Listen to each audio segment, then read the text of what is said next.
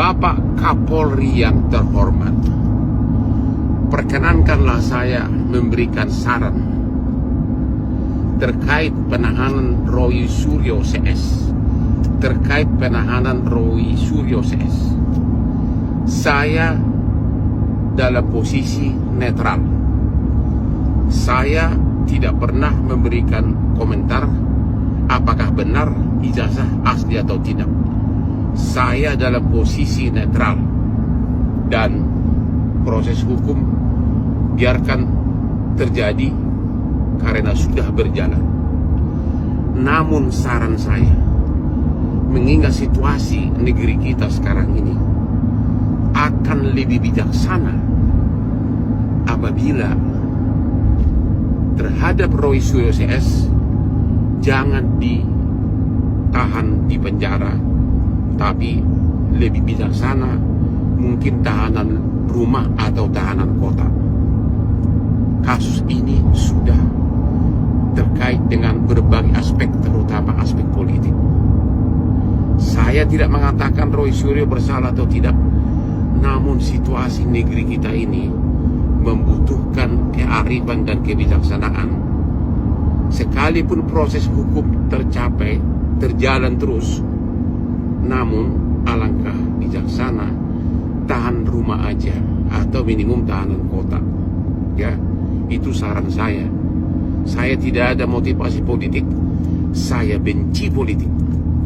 Saya yakin Bapak tahu, sebelum Bapak mencapai pangkat kapten di kepolisian, saya sudah jadi pengacara dari Bapak Prabowo dan keluarganya sejak tahun 1998. Ya, jadi saya tidak ada maksud apapun, saya tidak memihak siapapun, hanya tolonglah demi negeri kita ini, cukuplah ditahan rumah atau tahan kota. Dan oke, kalaupun proses peradilannya berjalan terus, sebaiknya jangan ditahan. Hanya saran dari seseorang yang netral, saya tidak memihak siapapun. Salam Hotman 911. Saudara-saudara sebangsa tanah air, video pendek ini sekaligus sebagai surat terbuka saya untuk Presiden Prabowo. Dengan ditangkapnya Roy Suryo dan Dr. T. Fauzia oleh Polda Metro Jaya pada Jumat pagi berkaitan dengan ijazah palsu Jokowi, saya menilai penangkapan dua tokoh tersebut sebagai bentuk abuse of power atau misuse of power atau penyalahgunaan kekuasaan. Setahu saya, keributan isu politik tentang ijazah palsu Jokowi itu sudah meledak sekitar 3 tahun lalu. Kalau Jokowi betul-betul punya ijazah asli dan dia berpikir normal, tentu sudah menunjukkan ijazah itu ke publik. Selesai, the case is closed. Atau Jokowi datang ke Pengadilan Negeri Surakarta dan kemudian membuat konferensi pers 3 menit, isinya yaitu tadi, tunjukkan ijazah asli kalau punya, tetapi kan tidak punya. Hanya itu caranya. Keadaan bangsa kita sekarang ini saya nilai sudah mengarah pada tahapan eksplosif. Rakyat kecil kita sudah menderita menghadapi kenaikan harga seluruh kebutuhan pokok yang makin menyulitkan kehidupan mereka, juga PHK di mana-mana, dan kesulitan hidup itu makin terasa. Kekuasaan politik yang dimiliki oleh pemerintahan Prabowo hanya titipan sementara dari Sang Maha Kuasa Allah Subhanahu wa Ta'ala. Kekuasaan yang penuh berkah adalah kekuasaan yang berperi keadilan, sedangkan kekuasaan yang berperi kezaliman pasti akan runtuh. Jadi monggo kersa. Assalamualaikum warahmatullahi wabarakatuh. Pada saat saya mendampingi Pak Roy Suryo dan Ibu Dr. Tifa, ya, saat akan dipaksa untuk dilakukan pemeriksaan kesehatan ke Rumah Sakit Kramat Jati, Rumah Sakit Polri Kramat Jati. Ada 2 orang penyidik dari Reskrim 2 orang perwira pertama. Saya tanya, ya, saya ajak dialog. Saya bilang setiap tersangka itu berhak didampingi oleh penasihat hukumnya 1 kali 24 jam. Setiap saat dia berhak minta kehadiran penasihat hukum. Itu sesuai dengan hukum acara pidana. Kemudian tadi penasihat hukum sudah bicara dengan saya dan saya minta membuat surat kepada Dirkrimum untuk pemeriksaan kesehatan tidak perlu dibawa ke Rumah Sakit Polri Kramat Jati, cukup didatangkan dokter dari bidang dokter kesehatan di Polda Metro Jaya. Dan menurut penjelasan anggota yang ada di Direktorat Tahanan dan Barang Bukti, saya tanya, biasanya memang kalau pemeriksaan kesehatan itu didatangkan dokter dari bidang dokter kesehatan Polda Metro Jaya. Kenapa ini dipaksakan? Nah, akhirnya surat itu dibikin oleh penasihat hukum karena tidak ada komputer, itu ditulis tangan dan dikirim ke Dirkrimum. Nah, kedua penyidik tadi memaksakan akan segera membahas, saya tahan. Loh, Anda sebagai seorang penyidik masih aktif, saya purnawirawan Polri, seorang perwira tinggi, mantan Wakapolri, tolong hormati sedikit. Saya minta tunggu waktu bagaimana keputusan di Reskrim setelah menerima surat dari penasihat hukum. Kalau Direktur Reskrim menyatakan A, ya kita ikuti A. Kalau menyatakan B, ya kita ikuti B. Apa susahnya? Tunggu sebentar. Kalau gitu, Pak, silakan Bapak hubungi Dirkrimum. Loh, kamu memerintah saya, tunggu aja.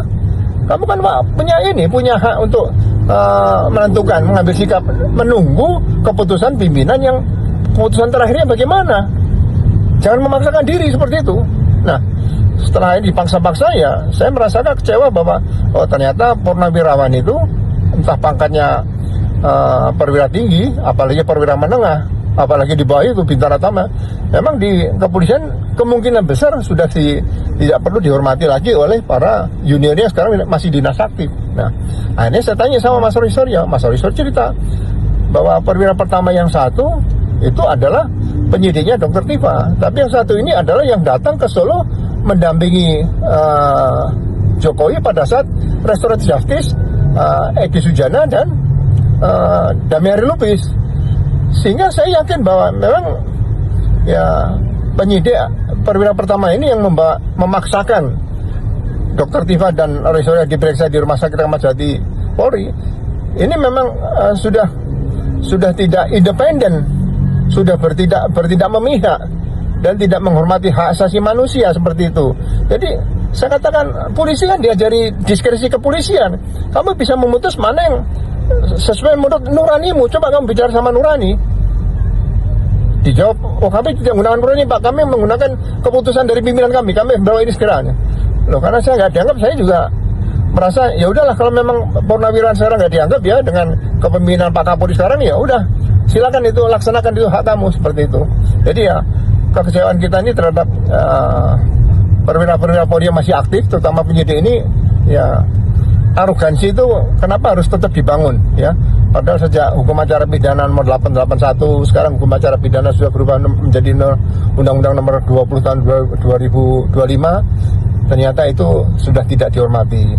Sekali lagi saya tekankan, hak-hak tersangka sampaikan di depan, bukan tidak disampaikan, itu tidak dianggap. Ya, itulah kondisi penegakan hukum khususnya dari tingkat penyidikan yang terjadi sampai saat ini. Terima kasih, itu saja. Prabowo dan DPR RI harus bertanggung jawab. Pada kesempatan ini saya mau sampaikan beberapa. Pertama, tindakan penangkapan Roy dan Tifa ini mengkonfirmasi bahwa polisi masih dikendali Jokowi. Yang kedua, yang perlu saya sampaikan, ini mengkonfirmasi bahwa pemerintahan Prabowo ini letoy, masih takut sama si Jokowi. Nggak mungkin Prabowo tidak tahu kelakuannya Jokowi ini. Yang ketiga, ini juga mengkonfirmasi bahwa Komisi 3 DPR RI nggak berfungsi menegakkan hukum. Nggak menegakkan hukum. Jadi 3 hal ini. Kasus ini kriminalisasi terhadap Roy dan Tifa, saya ulang lagi. Yang kedua, mengkonfirmasi bahwa polisi malah dikendalinya Jokowi. Yang ketiga, mengkonfirmasi bahwa pemerintahan Prabowo ini letoy, tak bisa menegakkan hukum, masih takut sama Jokowi. Yang keempat, ini juga mengkonfirmasi bahwa DPR RI khususnya Komisi 3 itu tak berfungsi menegakkan hukum. Omong kosong itu semua. Nah, karena itu pada kesempatan ini saya juga mengimbau, mengajak seluruh rakyat Indonesia dari Sabang sampai Merauke, ketahuilah hal-hal seperti ini, bahwa aparat penyelenggara negara saat ini berkuasa dengan tidak berpegang pada hukum. Jangan sampai habis ini berlaku juga pada kita semua ini. Ya kalau terpaksa kita ngelawan. Karena ini penindasan dan penjajahan yang dilakukan oleh pemerintah kita kepada rakyat. Kita yang punya negara, kita pemegang kedaulatan, tapi dikriminalisasi, dijajah oleh penyelenggara negara, eksekutif, legislatif. Itulah yang saya sampaikan pada kesempatan ini. Terima kasih. Pak, ada desakan untuk membebaskan Pak Roy atau gimana, Pak? Ada. Kita udah lakukan tadi, udah melalui orang yang paling tahu, Kombes Pol Purnawirawan Ugro. Barusan ada di sini, mungkin karena lagi ini ada di sini. Pak Komjen Ugro Seno ya tadi. Udah. Saya juga dari sana tadi mau ketemu, gak boleh. Iya. Polda Metro Jaya kembali melakukan blunder. Hari ini melakukan penjemputan secara paksa terhadap Roy Suryo dan Dr. Tifa terkait kasus ijazah palsu Jokowi. Ini menunjukkan bahwa Polda Metro Jaya atau lembaga kepolisian secara umum masih dikuasai, masih dikendalikan oleh antek-anteknya Jokowi. Karena banyak kejanggalan-kejanggalan yang terjadi dalam kasus ini. Roy Suryo dan Dr. Tifa tidak berupaya untuk melarikan diri. Bahkan mereka aktif dalam kegiatan apapun. Diskusi kebangsaan ataupun apa, mereka aktif. Tetapi ada narasi yang mengatakan bahwa ada upaya penghilangan barang bukti, upaya melarikan diri dan lain sebagainya. Itu dijadikan dalil untuk menangkap mereka. Ini kejahatan yang sangat brutal yang dipertontonkan oleh Polda Metro Jaya. Bukannya Jokowi yang tidak pernah menunjukkan ijazahnya, yang selalu menghindar dari panggilan pengadilan, yang diperiksa. Di mana aturan yang menentukan bahwa lembaga kepolisian punya kewenangan, punya hak untuk menentukan ijazah itu palsu atau tidak. Yang memutuskan itu pengadilan. Tetapi seolah-olah lembaga kepolisian sudah memastikan, sudah meyakinkan kepada publik bahwa ijazah itu adalah asli. Di mana barometer hukum di Indonesia yang kita mau terapkan, yang kita mau ikuti. Kalau lembaga kepolisian sendiri masih dikuasai oleh orang-orang yang punya kepentingan. Saya hormat dan bangga kepada pejabat-pejabat kepolisian yang sudah menerapkan aturan-aturan menegakkan hukum yang sesuai dengan undang-undang. Tetapi bagi mereka-mereka yang melakukan atau menegakkan hukum atas dasar kepentingan, atas dasar pesanan, kalian semua adalah penjahat yang berseragam. Mau dibawa kemana negeri ini? Saya memohon dengan hormat, Bapak Prabowo mengevaluasi lembaga kepolisian secara menyeluruh. Siapa yang terlibat dalam kasus ini? Periksa semua mulai dari Kapolrinya Listio Sigit sampai pejabat-pejabat terkait di bawahnya. Kalau orientasi mereka masih atas dasar patuh dan taat kepada geng Solo, ini sangat berbahaya untuk negeri ini. Ketika anak bangsa ingin menyuarakan kebenaran, ketika anak bangsa ingin membuka sesuatu yang dianggap tidak lazim, justru itu ditersangkakan, justru mereka tertindas. Kapan mau maju negeri ini kalau misalkan lembaga penegak hukum sendiri tidak bisa menegakkan hukum secara profesional? Saya secara pribadi mengecam keras apa yang dilakukan Polda Metro Jaya. Ini tindakan brutal, tindakan kesewenang-wenangan, tidak ada panggilan, tiba-tiba dijemput secara paksa. Saya sangat mencintai lembaga kepolisian, dan lembaga kepolisian wajib dibersihkan, wajib diselamatkan dari orang-orang yang berperilaku jahat, yang melakukan tugasnya atas dasar kepentingan, atas dasar pesanan. Salam waras, salam nasional sejati. Saya Ruslan Buton, Panglima Serdadu Estigmata Nusantara. Halo sahabat netizen di seluruh Indonesia, kali ini ketemu lagi dengan saya Insinyur Romi HS. Saat kesempatan ini kita akan membahas satu berita yang cukup menggemparkan dunia.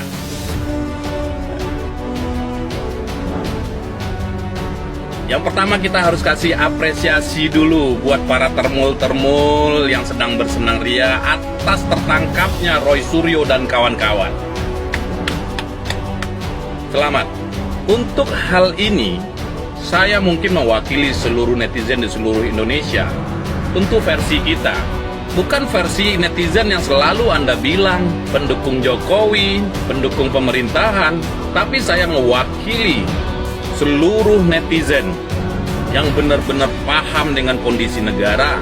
Mari kita bahas dengan rasional, tanpa memihak dengan siapapun. Saya tantang pola pikir Anda, para termul di seluruh Indonesia. Apakah dengan ditangkapnya Roy Suryo, Rismond Sianipar, Dr. Tifa, dan teman-teman lainnya, ini suatu kabar berita yang sangat menggembirakan? Sudah tepatkah yang dilakukan kepolisian atau badan hukum yang ada di negara ini sekarang? Dengan ditangkapnya mereka, kasus ijazah ini akan hilang? Tentu tidak. Pakai akal sehat. Roy Suryo dan kawan-kawan itu boleh dianggap pejuang karena ada satu hal yang mengganjal di negeri ini yang harus dituntaskan dengan cara dan solusi yang lebih cerdas. Bukankah Jokowi itu termasuk negarawan? Mantan presiden 10 tahun, tentu dia adalah pilihan rakyat Indonesia. Kalau ada kejanggalan yang terjadi pada beliau juga wajib untuk menuntaskannya. Dengan adanya kajian kedua belah pihak, tentu ini menyelesaikan masalah dengan baik, bukan untuk mempenjarakan seseorang. Pasal apa lagi yang harus dipakai? Kalau kita bicara soal ijazah, wahai para termul, masalah ijazah yang harus dituntaskan, bukan mempenjarakan seseorang. Kalau Roy Suryo dipenjarakan atas pencemaran nama baik, ini cerita klasik yang cukup membosankan bagi rakyat Indonesia. Ini bukan kali pertama. Kita lihat Gus Nur, kita lihat Bambang Tri, mereka korban awal dalam hal ijazah palsu. Apakah mereka dipenjara gara-gara memang ijazah itu asli? Jelas tidak. Dan kenapa ini harus diulang kembali kepada Roy Suryo dan teman-teman? Terus kalian para termul harus gembira gitu? Pakai otak. Kegembiraan kalian hanya memancing emosi rakyat Indonesia. Apa hebatnya Anda-Anda yang selalu tampil di televisi? Tidakkah malu dengan keadaan yang sebenarnya? Anda punya saudara, Anda punya keluarga yang selalu menonton perilaku Anda di medsos. Beda dengan termul-termul yang selalu tampil di televisi dengan muka yang tanpa ada rasa malu. Anda berkoar-koar hanya demi kepentingan. Yang kasihan termul-termul yang nggak dapat apa-apa. Publik sudah tahu siapa Anda semua. Megang jabatan di sini, megang jabatan di sana, melakukan segala cara dan merasa senang dengan tertangkapnya Roy Suryo dan kawan-kawan. Oke, kita bahas siapa Roy Suryo, Rismond Sianipar, Dr. Tifa, dan kawan-kawan. Mereka bukan orang susah. Sepatutnya yang ada bisa duduk diam di rumah. Mereka bukan pengemis jabatan. Maaf, mereka lebih jauh kastanya daripada termul. Tetapi kenapa mereka melakukan hal ini? Semua penuh dengan resiko. Kita yakin tidak ada keluarga yang mendukung untuk perjuangan mereka. Tetapi kita lebih yakin atas kebenaran yang mereka perjuangkan. Masalah ijazah palsu, mereka mengkaji dengan ilmiah.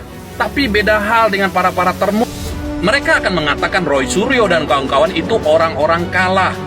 Orang-orang yang cari panggung, orang-orang yang cari ketenaran, karena mereka selalu mati-matian untuk memperjuangkan orang yang mereka tuhankan selama ini. Jangan salahkan kalau netizen membilang termul ini memang tidak ada otaknya. Soal ijazah palsu, isu ini udah masuk ke ranah publik, bahkan ke ranah internasional. Apa susahnya seorang mantan Presiden Jokowi menunjukkan ijazah asli tanpa harus mempertahankan idealis yang membuat semuanya lebih buyar? Kita lihat tingkah-tingkah memalukan para termul, menghujat para pejuang seperti Roy Suryo dan kawan-kawan. Sekali lagi, Roy Suryo dan kawan-kawan berjuang tanpa ada kepentingan apapun. Resiko yang sangat besar, dipenjara, dibully, dihujat, tentu berbanding terbalik dengan apa yang dilakukan para termul. Di belakang termul ada jabatan, ada uang, ada kekuasaan, ada tempat cari makan. Biarpun itu akan melawan kebenaran, tidakkah Anda malu dengan apa yang Anda perbuat? Wahai para termul, tentang hukum di negara ini, apakah masih ada hukum di Indonesia? Aparat penegak hukum semua sudah dilumpuhkan. Kita lihat saat Roy Suryo dan kawan-kawan dijadikan tersangka. Yang jelas kasusnya adalah pengusutan keaslian ijazah Jokowi. Kenapa objek ini tidak diselesaikan dengan baik? Apakah ijazah tersebut sudah dibuktikan asli ke muka publik? Kenapa mereka harus ditangkap dengan pencemaran nama baik? Rakyat sudah jengah dengan aturan-aturan yang dibuat sedemikian rupa oleh penegak hukum. Pertanyaannya, Siapa yang mau percaya dengan hukum di Indonesia sekarang ini? Oke, para termol di Indonesia yang selalu gagah tampil di dunia pertelevisian di Indonesia, seperti yang merasa menjadi pengacara kondang, yang selalu membawa bunga kecubung di dadanya, dengan tanpa malu muka beton, menghujat Roy Suryo dan kawan-kawan, selalu membela mati-matian penegak hukum, terutama kepolisian. Lalu ada katanya yang menjadi ketua Peradi, tampil seakan-akan paham 1000% hukum di Indonesia. Ada lagi katanya ketua relawan Jokowi, yang selalu tampil membosankan di pintu televisi. Ingat, Anda hanya terkesan seperti banci kaleng, tidak punya keberanian. Yang Anda bela adalah penguasa, kepolisian tanpa resiko. Ingat, rakyat tidak bodoh. Sesuatu yang Anda lakukan tanpa resiko, itu pekerjaan banci. Pertanyaan buat Anda semua, apa komentar Anda semua tentang keputusan hakim dengan terpidananya Sylvester Matutina? Jawab. Bahkan Anda semua memperjuangkannya untuk tidak dipenjarakannya Sylvester Matutina, dengan tanpa Anda sadari Anda sudah meludahi hukum di Indonesia ini. Ingat para termul, ada hisab setelah kematian. Para termul selalu membahas bahwasanya ijazah itu sudah diputuskan asli, karena dengan adanya keputusan dari kepolisian dan ada pernyataan dari UGM sendiri yang melahirkan ijazah tersebut. Halo? Pertanyaannya, siapa yang percaya dengan polisi saat ini? Dan siapa yang akan percaya dengan UGM? Kalau yang ditanyakan orang-orang Ova Emilia, Pratikno, netizen tidak bodoh. Lihat, mereka bergelimangan dengan posisi. Semua diatur sedemikian rupa. Masih banyak UGM-UGM lain yang bisa menyatakan mana yang benar dan mana yang salah. Kita lihat aja nanti. Begitu juga dengan kepolisian. Kita tidak pernah menyalahkan kepolisian. Mari kita renungkan sejenak tentang kepolisian. Timbulnya kata-kata partai coklat di negeri ini, itu bukan karena sebutan saja, tapi karena kepolisian itu tercium di politisi. Kita sangat prihatin dengan kondisi kepolisian sekarang ini. Kita mendukung keberadaan kepolisian, tapi yang sangat membingungkan, ada seorang Kapolri yang kita tidak tahu prestasinya di mana, tetapi bisa menjadi Kapolri seumur hidup, bahkan sampai sekarang ini. Jangan salahkan karma selalu menimpa kepolisian. Seharusnya kita belajar ada apa sebenarnya. Kenapa hukum alam selalu berlaku terhadap kepolisian sekarang ini? Itulah sebab timbulnya kata-kata partai coklat. Seharusnya kepolisian clear dari hal-hal tersebut. Kembali ke kasus ijazah, kita tidak pernah 1000% menyalahkan Jokowi tentang ijazah. Tetapi kalau Jokowi sanggup untuk mempertontonkan dengan tanpa egois, seharusnya masalah ini sudah selesai. Kenapa rakyat selalu mempertanyakannya? Karena Jokowi sendiri itu dipilih oleh rakyat. Kalaupun Jokowi mengakui ada kesalahan di ijazah tersebut, apakah Roy Suryo dan kawan-kawan akan tepuk tangan terus akan mempenjarakan Jokowi? Tentu tidak. Bukan itu target dari mereka. Disinilah pentingnya kejujuran. Dan disinilah pentingnya tanggung jawab dari seorang pemimpin. Negeri ini hanya butuh pengakuan. Dan kita setuju kalau seandainya memang terbukti ijazah itu asli, silahkan penjarakan orang yang sudah mengganggu selama ini. Untuk Roy Suryo dan kawan-kawan, tetaplah berjuang. Kita pastikan rakyat Indonesia akan mendukung pejuang sebenarnya, bukan penjilat seperti Gimana Pak? Ketiga orang ini sudah divonis sama pengadilan kalau dia itu bersalah dan sudah ditentukan hukumannya, tapi masih bisa bernapas di luar penjara. Sedangkan Bang Roy Suryo dan Bu Tifa masih statusnya tersangka, belum tentu bersalah, tapi dipaksa untuk dipenjara. Bagaimana dengan 3 orang ini Pak? Ini terpidana ini Pak, sudah inkrah, sudah diputus sama pengadilan. tapi mereka bertiga masih bisa bernapas di luar penjara. Mana keadilan, Pak? Tegakkan keadilan, Pak. Jangan tebang pilih.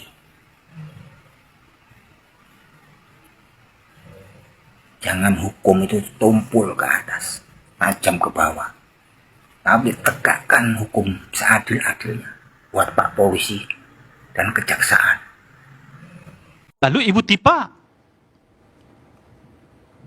Jadi berulang di berbagai forum. Iya, saya mau mengatakan, kan Anda menyebut kalau Bung Roy Suryo bekas residivis, Ibu Tipa? Iya, melakukan berulang di sebagai beliau kan bukan residivis. Bukan, berulang itu salah satunya setiap orang punya hak kembali atau dia residivis, Bang. Setiap orang punya hak untuk menyampaikan pikirannya kepada publik. Coba kita lihat lagi dulu pendekatan sosiologisnya ya. Ditangkap. Kalau tadi Pak Parji mengatakan tidak ditangkap, diamankan. Umum kan pengamanan kan. Ya artinya dalam bahasa yang lain diamankan. Kita lihat dulu kata ditangkap dengan diamankan itu dalam kosakata umumnya yang dipergunakan di Indonesia. Ya kan? Pencuri ditangkap, perusuh diamankan. Itu agak dekat tuh. Apakah dua jenis kejahatan itu yang sekarang dilakukan oleh Tifa dan Roy? Tidak. Lalu, kenapa diperlakukan dengan cara begitu? Itu pertanyaan sosiologisnya. Lalu pertanyaan berikutnya adalah, apakah ada cara lain yang memungkinkan, yang tadi disebut oleh Pak Suparji, yang lebih memanusiakan orang yang disebut sebagai tersangka? Ada. Contohnya apa? Panggil saja, dipanggil untuk ditahan. Coba kita imajinasikan, ditangkap, kemudian diamankan, dipanggil untuk ditahan. Mana kira-kira yang lebih tepat sandarannya diberikan kepada Bung Roy dan juga Ibu Tifa gitu. Itu yang kita sebutkan tadi. Ketika polisi melakukan penangkapan menurut kita, pengamanan menurut polisi, seolah-olah Bung Roy dan juga Tifa adalah penjahat yang sudah sejak dari awal kelihatan ada tidak iktikat baik dalam proses hukum. Jadi menurut Anda ini tidak manusiawi? Tidak manusiawi, dalam konteks itulah muncul pertanyaan. Ada apa kok Bung Roy dan Bu Tipa diperlakukan dengan cara yang seperti ini gitu. Oke. Kembali lagi kalau narasi yang disampaikan Bung Rey ini kan itu narasi bebas ya. Tapi saya akan mencoba memberikan perspektif hukum. Perlu dibedakan Bang Rey, syarat penangkapan dengan syarat penahanan. Ya, praktisi senior-senior lebih mengerti. Syarat penangkapan itu nggak ada harus pasal-pasal tertentu. Ini hanya cara meng-approach dengan cara memanggil atau menangkap. Syaratnya hanya satu, sudah memiliki alat bukti yang cukup. Dan ini dengan naiknya ke penyidikan, syarat itu sudah terpenuhi sebenarnya. Nah, beda dengan menahan.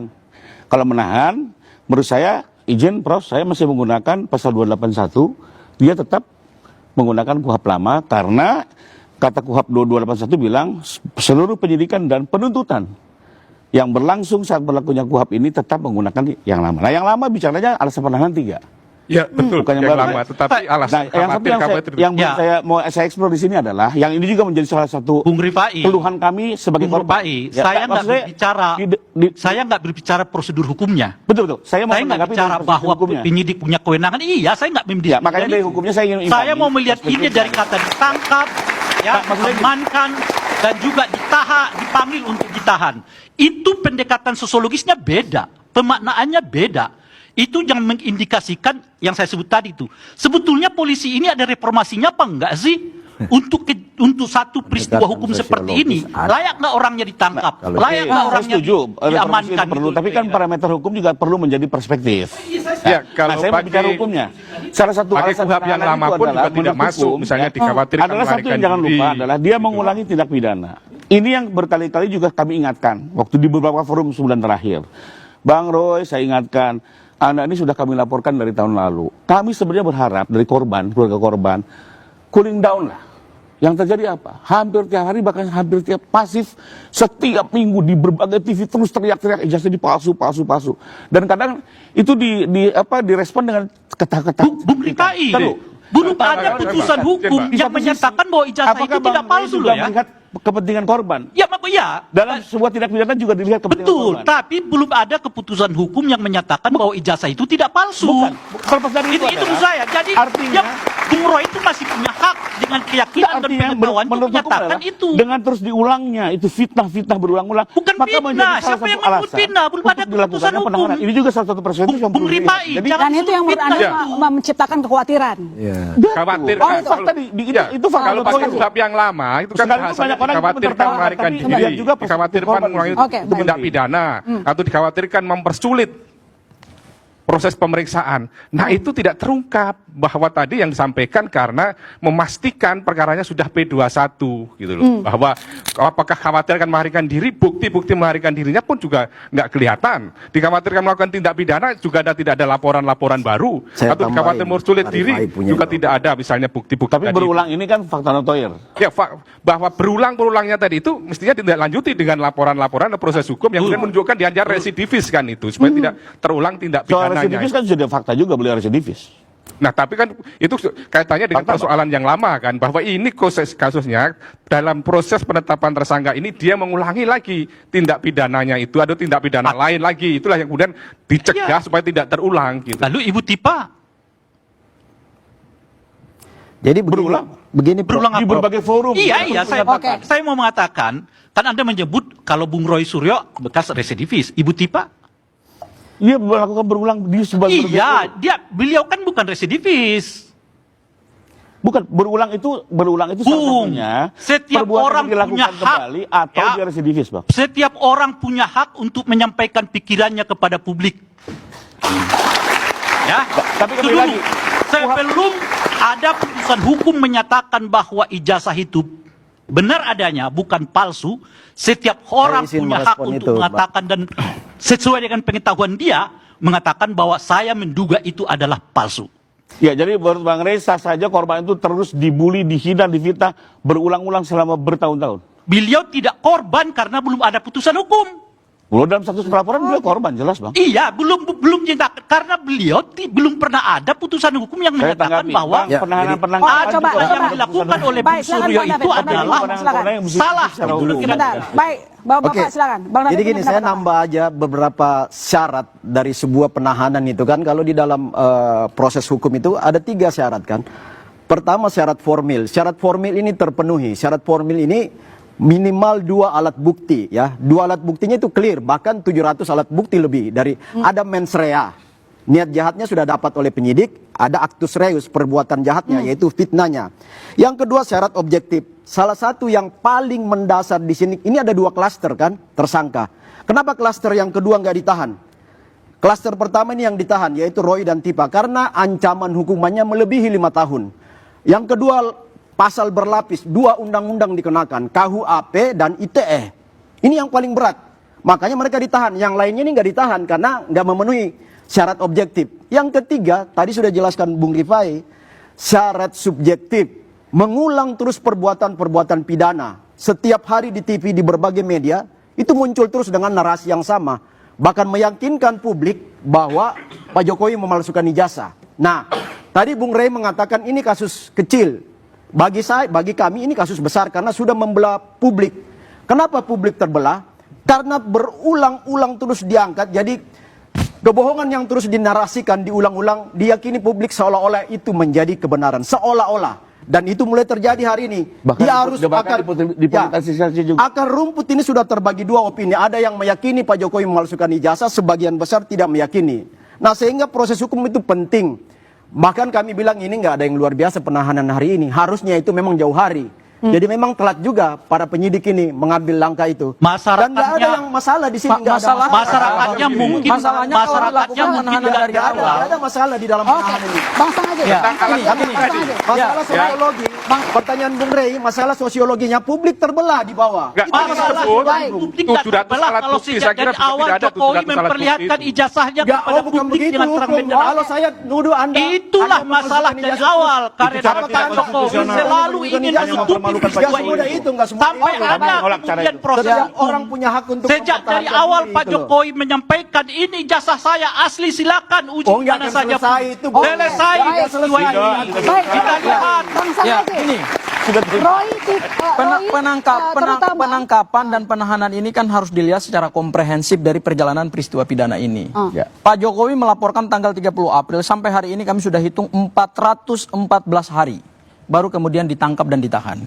Kemudian kalau kita hitung dari pengumuman pengumuman tersangka tanggal 7 November 2025 sampai hari ini sudah 224 hari. Makanya kenapa tidak dilakukan penahanan dari awal? Ini sekaligus saya bantah pernyataan dari tim relawan Pak Jokowi ya. Itu demi alasan hukum di mana kalau dilakukan penahanan dari awal, maka penyidik terikat pada rentan waktu yang diatur di dalam KUHP, yaitu 120 hari, 20 perpanjang 40, perpanjang lagi 30, perpanjang lagi 30. Jadi total penahanan itu hanya bisa 120 hari. Sementara perkara ini untuk di P21 kan, itu memakan waktu 224 hari sejak penetapan tersangka. Bayangkan, kalau penyidik melakukan penahanan dari awal, maka demi hukum mereka harus bebas. Pertanyaan kita, kenapa penyidik tidak melakukan penangkapan dari awal dan penahanan dari awal? Saya setuju dengan apa yang disampaikan Prof. Suparji, bahwa ini lebih kepada pertimbangan terhadap kekuatan pembuktian. Karena saat itu penyidik masih ragu, apakah dalam tenggang waktu sebelum 120 hari akan di P21 kan tidak oleh penuntut umum. Pertimbangannya lebih kepada itu. Jadi bukti-bukti yang awalnya dimiliki oleh penyidik itu, tadi katanya ada 700 alat bukti, diksi itu salah. KUHP tidak mengenal namanya 700 alat bukti. KUHP itu hanya membagi jenis 5 alat bukti. Di KUHP yang lama dan di KUHP yang baru itu hanya 8 jenis alat bukti. Jadi tidak ada namanya 700 alat bukti. Itu diksi yang salah itu diksi yang tidak sesuai dengan kategori, Bung. Kategori ada 8, tetapi semua unsur alat bukti 700 alat bukti itu bukan alat bukti. Itu semua ada. Alat bukti itu ya cuma bukti surat, bukti saksi, kemudian keterangan tersangka, kemudian keterangan terdakwa, ahli, dan kemudian adalah petunjuk kalau menggunakan KUHP yang lama. Jadi tidak ada namanya 700 alat bukti. Sementara yang disita oleh Polda Metro Jaya itu 709 barang bukti. Nah, itu melebihi dari 2 ya, kan? Jadi itu bukan alat bukti namanya, itu barang bukti. Anda nggak paham hukum, Anda salah diksi. Jadi gini. Anda jangan membodohi publik ya gini. Harus dibedakan apa yang dimaksud dengan barang bukti dan apa yang dimaksud dengan alat bukti. Alat bukti adalah instrumen untuk membuktikan suatu perkara pidana. Makanya kemudian KUHP memberikan 5 kategori alat bukti, yaitu keterangan saksi, keterangan ahli, keterangan terdakwa, kemudian petunjuk dan surat. Ngerti. Di KUHP yang baru kemudian di breakdown lagi luas menjadi 8 alat bukti. Nah, yang disebut barang bukti itu apa? Termasuk punya ijazah Pak Jokowi. Ini kan kita juga bertanya, ijazah disita. Penyitaan berdasarkan pasal 39 KUHP yang lama itu hanya bisa dilakukan terhadap barang bukti yang kategorinya ada 5. Pertama adalah barang hasil kejahatan. Kedua adalah barang yang dilakukan untuk melakukan kejahatan. Ketiga, barang yang dilakukan untuk membantu proses kejahatan. Keempat, barang yang berkaitan dengan kejahatan itu sendiri. Dan kelima adalah barang yang dilakukan untuk menghalang-halangi proses penyidikan. Itu kategori barang bukti. Itu tetap diatur dalam pasal 39 KUHP yang lama. Siapa yang memberi status itu disita? Loh, penyidik sendiri kan yang menyita. Enggak, ya itu kan terminologi Anda. Loh, kok terminologi bahwa saya? Itu dititip, penyitaan disimpan. Penyitaan itu dilakukan oleh Polda Metro Jaya berdasarkan kewenangan yang diberikan pasal 39 kalau bukti pelanggaran pasal 40. disita. Anda bukan orang hukum, jadi Anda tidak paham bukan orang gitu hukum. loh. Saya orang hukum. Penyitaan itu adalah kewenangan penyidik untuk menyita barang bukti berdasarkan kategori yang diatur dalam pasal 39 KUHP. Yang datang, apakah ijazah itu diambil oleh penyidik di rumah Pak Jokowi? Saya tanya. Enggak kan? Loh, Pak Jokowi datang membawa. Anda ngerti nggak penyitaan? Ya, kan Anda ngerti nggak proses penyitaan? Ini kan bukan penyitaan. Loh, disita dong. Kalau nggak disita, makanya maka tidak pernah Anda menyita itu. Kalau tidak disita, maka tidak pernah ada proses pemeriksaan laboratorium forensik. Ini ada proses penyitaan. Ijazah Pak Jokowi penyitaan itu ketika mau dilakukan proses pemeriksaan laboratorium forensik, maka harus disita barang bukti. Barang bukti kalau nggak disita, nggak bisa diproses oleh laboratorium forensik. Terminologi disita kan Anda yang melahirkan itu. Saya coba ke Pak Sus. Dari melahirkan, Anda tapi tidak pernah bahwa itu disita.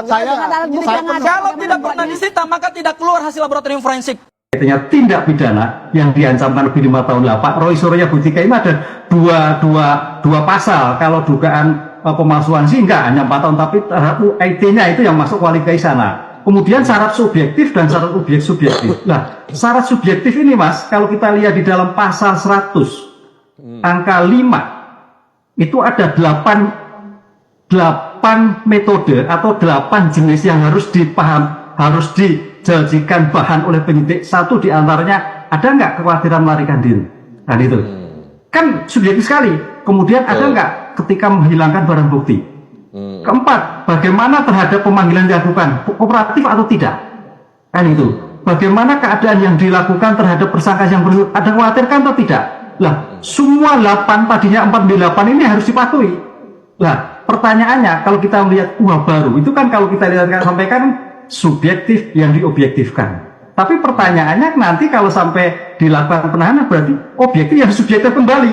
Lah, oleh karena itu dalam seperti ini konsep penangguhan penahanan cukup bagus. Jadi penangguhan penahanan, karena penangguhan penahanan itu sebagai jaminan bahwa yang bersangkutan adalah kooperatif dalam melakukan suatu pemeriksaan. Ini saya kira suatu yang tindakan yang luar biasa, karena undang-undang memberikan bahwa ketika seorang melakukan penahanan itu Kejaksaan Agung sudah cukup semua. Syarat objektif, subjektif, formil, material semua. Cuma pertanyaannya, apakah dilakukan penangguhan? Nah, pertanyaan dengan penangguhan ini, mampu nggak penangguh itu menjadikan jaminan dan mampu menghadirkan ketika dilakukan suatu pemeriksaan di dalam suatu penuntutan atau persidangan. Kalau menjaminkan mampu, ya mungkin bisa dikabulkan. Karena penyelesaian hukum kita itu penyelesaian yang humanis. Gitu. Ya, ya. Oke, baik, terima kasih sementara ini untuk anak tahun bergulir. Kasus tudingan ijazah palsu Jokowi kini memasuki babak baru usai penyidik Polda Metro Jaya menangkap Roy Suryo dan Dr. Tifa yang sebelumnya sudah ditetapkan sebagai tersangka. Penangkapan ini mendapatkan respon keras dari Roy Suryo CS, sementara polisi menyebut penangkapan dilakukan sesuai dengan proses hukum yang berlaku.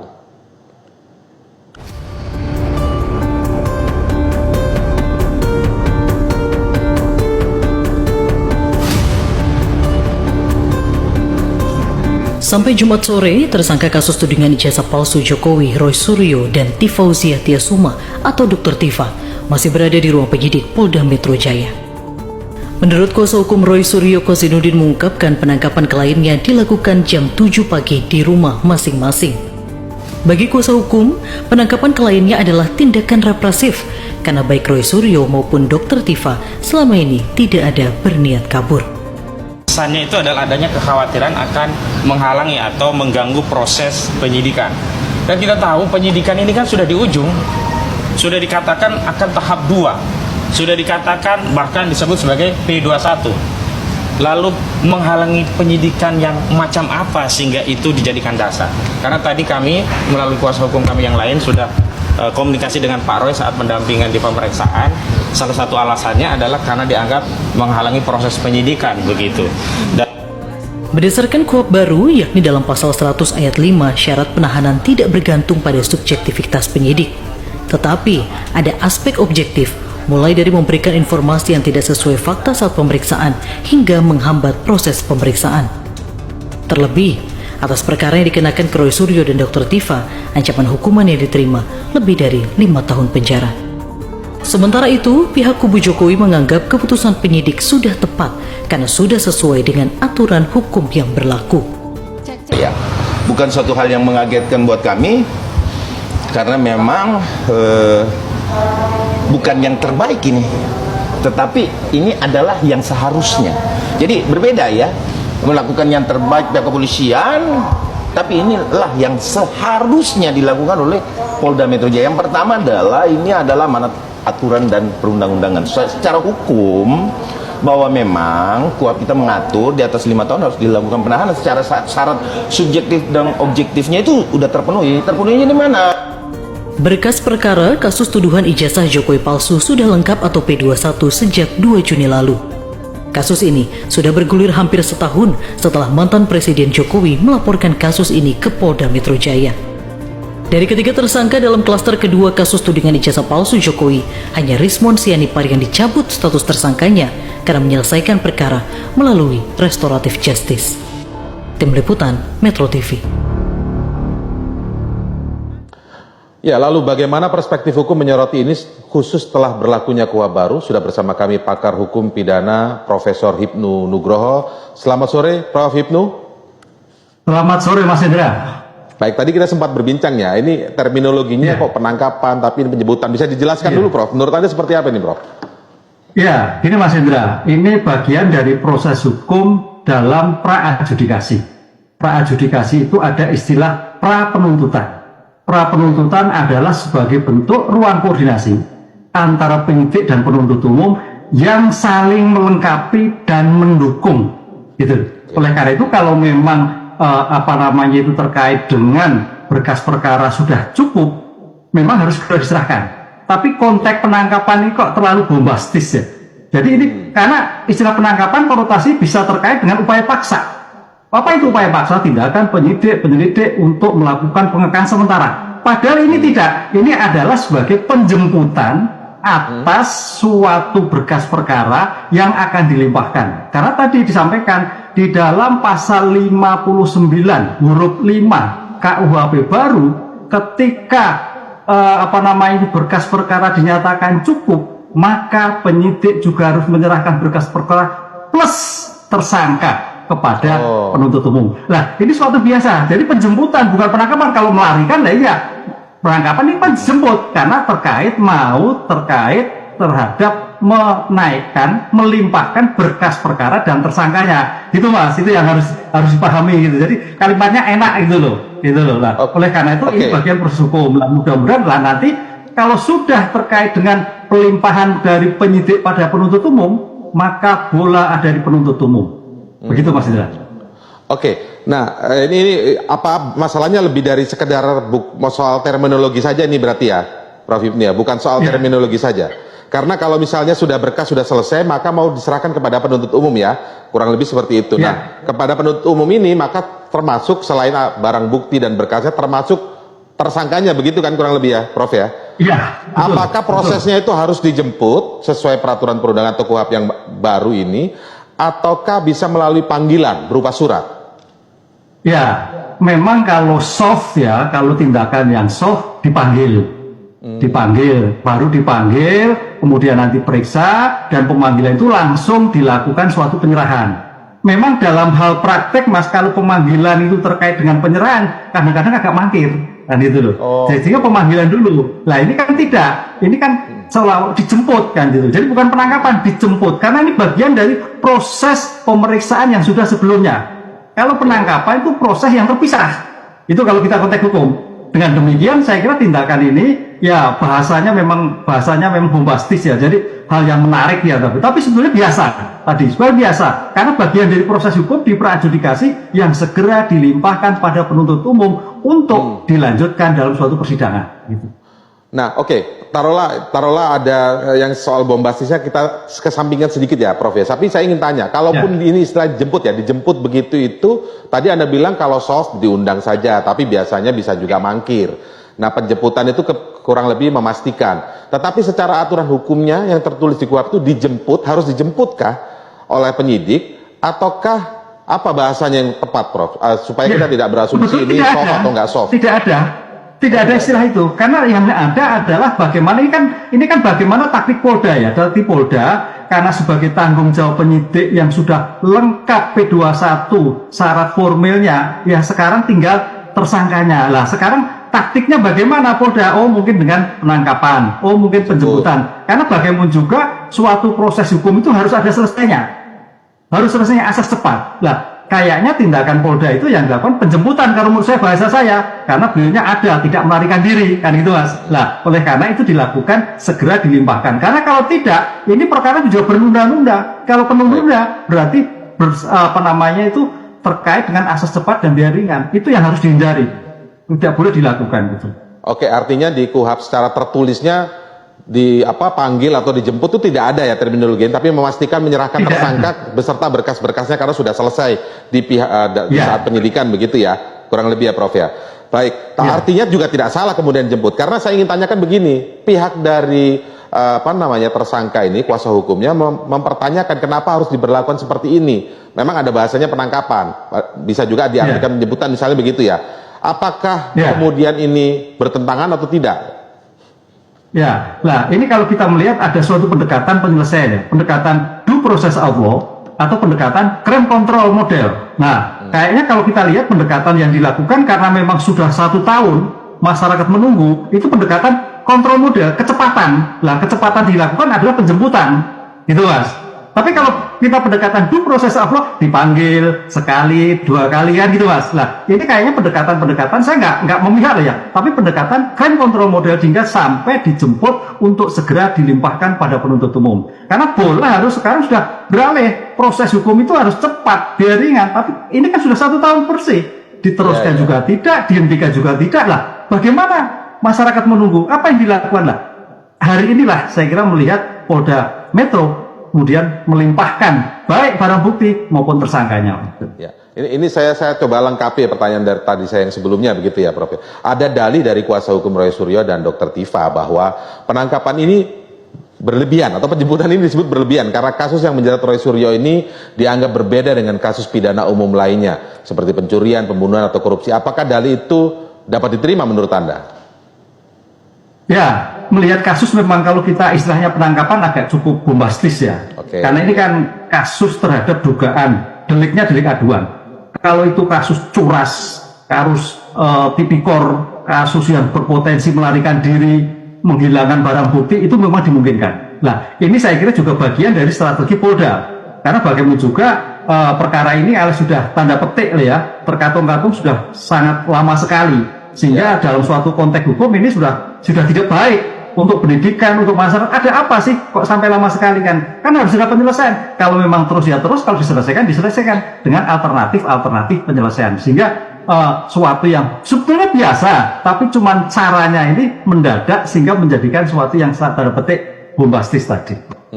Bombastis ya. Walaupun di sisi lain dijemput itu supaya memastikan prosesnya berjalan cepat ya, jangan sampai menutup atau membuka peluang adanya mangkir dan lain sebagainya. Prof, memang seperti kata Anda ini sudah cukup lama ya, sudah hampir setahun kita juga menyoroti kasus ini. Apakah menurut Anda, Prof Ibnu, polisi dalam hal ini Polda Metro Jaya sudah memenuhi, memberikan yang terbaik begitu, hak-hak kepada para tersangka, yaitu Roy Suryo dan Dr. Tifa?